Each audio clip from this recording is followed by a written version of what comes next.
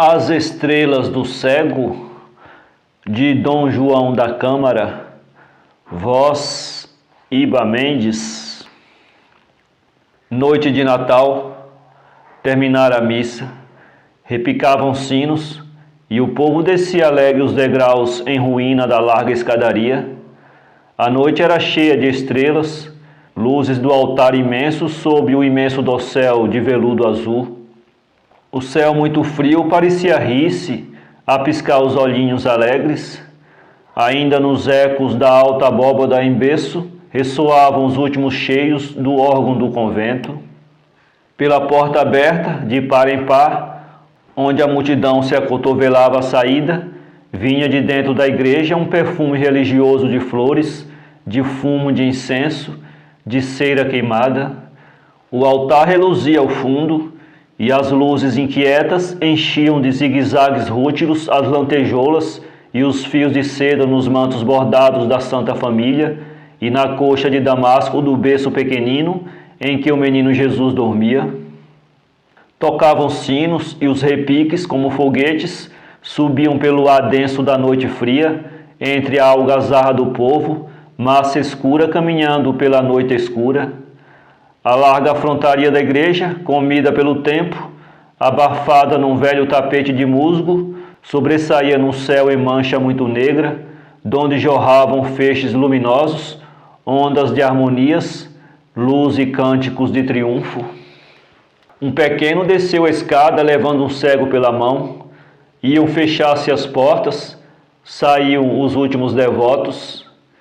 O cego era um velho corcovado, trêmulo, com a face cheia de rugas cruzadas, como um pedaço de papel amachucado. Os olhos sem luz voltavam-os para o céu, meneando a cabeça constantemente, como se procurasse o quê? E sorria, dava a mão ao petizinho e descia os degraus, tateando-os com o pé. Ainda mais um, avô, e outro, e outro. Fechou-se a igreja, o candeeiro da esquina mal alumiava o adro, e o cego sorria e afagava a mão do pequeno. O povo espalhou-se pelas ruas, eram como estilhaços de alegria por toda a cidade. Vinha gente descendo pelos becos angulosos, pelas travessas em declive rápido, e parecia que todos levavam na alma um pedaço de luz daquela noite em Belém, cantada nos evangelhos, da alegria daquela música ouvida no templo, quando os sinos repicaram e o coro entoou o Glória in Excelsis. Todos falavam, todos riam, muitos cantavam. Era a ceia pronta em casa, era o dia seguinte, todo ele inteirinho de descanso. Noite de Natal, noite de Natal. E eu fui por ali abaixo também, atrás do cego. O pequenito teria 8 anos, loiro, de olhos azuis, olhava para as estrelas a rirem lá em cima. Os olhos tinham a cor do céu, e o que neles brilhava tanto podia ser o reflexo das estrelas, como a luz plácida de sua almazinha.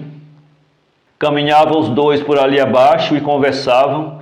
A voz trêmula do cego replicava compassadamente o pequenino, e o que ele dizia com a sua vozita infantil, linda como um trinado, devia de soar aos ouvidos do avô, ainda como um cântico, como se um anjo daqueles que haviam aos pastores anunciado a vinda do Senhor houvesse ficado na terra, porque o cego continuava sorrindo, e ao descer pelos becos escuros e tortuosos, afagando a mão do netinho, fitava os olhos condenados às trevas lá em cima, lá muito em cima, donde vinha aquela luz toda que alegrava os olhos da criança.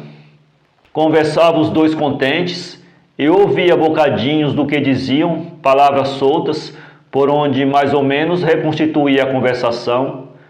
Esperavam-os em casa a mãe do pequeno, filha do cego. Os dois levavam fome. A mulher ficara em casa fazendo a ceia, e ao velho ouvi dizer uma ou duas vezes, gulosamente, a canja, e o pequeno, degrau, avôzinho.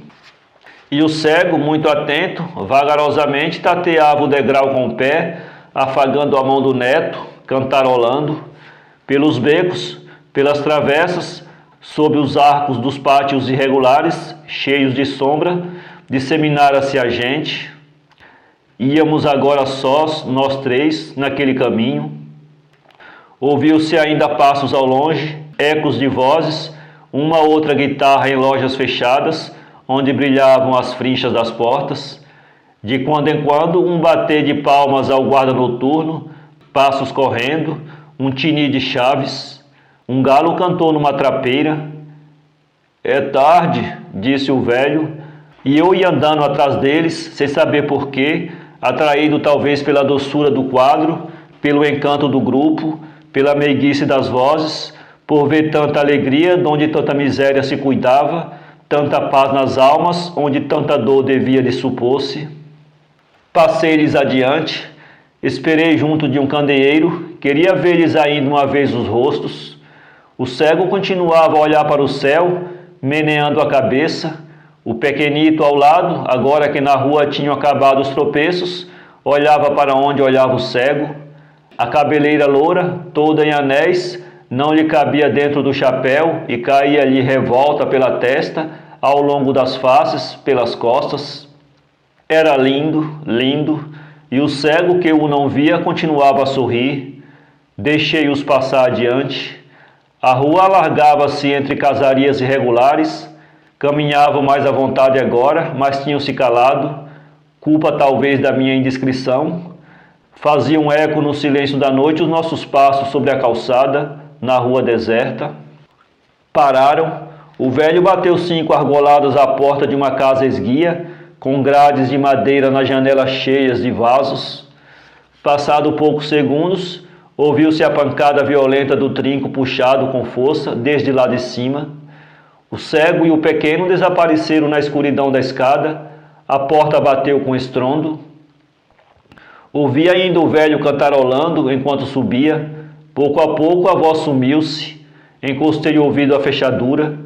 Uma bulha de passos apagando-se mais e mais a cada volta da escada. Uma voz muito alegre, devia de ser a da mãe do pequeno, recebendo-os, palavras que não percebi, e fechou-se lá em cima uma porta. Então passei para o outro lado da rua e fiquei-me a olhar para aquela casa. Era noite de Natal, noite de festa, noite cantada pelos poetas. Talvez as cordas da minha alma vibrassem ainda em uníssono com os cantos daquelas vozes tão devotas, singularmente entoadas por detrás das grades do coro, hinos muito simples ao Deus menino nascido. No céu de imaculada pureza, as estrelas vibravam raios de luz intensíssima, fazia frio, e eu quedava-me a olhar para aquela casa, tão pobrezinha, tão velha, tão escura, tão cheia de flores de alto a baixo. Uma janela num telhado iluminou-se, começava a ceia do velho. Eu reconstituí o grupo dos três, a mesa encostada à parede na trapeira muito baixa, o velho aspirando os perfumes da sopa, a terrina sobre a toalha muito branca, o pequeno defronte do avô e a mulher a sorrir-lhes, ouvindo-lhes as histórias, o trono, o presépio, a missa, o canto das freiras, a vinda por ali abaixo às horas mortas, a minha perseguição. E o pai do pequeno? Ah, sim, esse também lá estava, pois quem trabalha para sustentar a alegria naquelas almas? Santa Família. Que deliciosa ceia, que paz tranquila, que boa noite de Natal. Tanto falava o cego na canja, rua fora, pela mão do pequeno. Quem não tem olhos tem melhor paladar, e o pequeno como devora, é que é tarde e não costuma estar de vela àquelas horas. Cumprida a manhã terá na cama, já os olhitos se lhe começam a fechar, e o pai e a mãe a rirem, contentes de os veres assim. Que boa noite de Natal! Fitara os olhos na janela, já não sabia dali apartá-los. Também eu agora olhava para cima, como ainda agora o pequeno para as estrelas, o cego não sei para onde. Porque olhava o cego para o céu? Tornou o galo a cantar, ouviu-o ao longe, mais alegre, como quem já adivinha a madrugada. Há quanto tempo estava eu ali? Porque olhava para aquela trapeira? Encaminhei vagarosamente para casa. Havia tantas estrelas no céu, como era linda a noite de Natal. como tinha razão o pequenito dos cabelos loiros de olhar para as estrelas. Que quantidade de luz, tantas, tantas. Talvez o pequeno se lhe metesse em cabeça de contá-las. Houve uma, quando vínhamos pela travessa abaixo, que passou correndo, deixando um rastro muito longo. Era como a estrela dos reis magos. Que luz não tinha os olhos do pequenito, e o cego sorrindo ao pé dele, com os olhos tenebrosos postos no céu. Por quê? É que se lhe voltavam para lá os olhos da alma, é que na alma tinha ele mais luz do que o pequeno nos olhos. E vejo-os ainda a descerem pelos becos, o velho meneando a cabeça, o pequenito a dar-lhe a mão. Degrau, avôzinho, ambos com os olhos no céu, a estrela a correr. Que lindas estrelas vê o cego. Para ler este conto, acesse www.poeteiro.com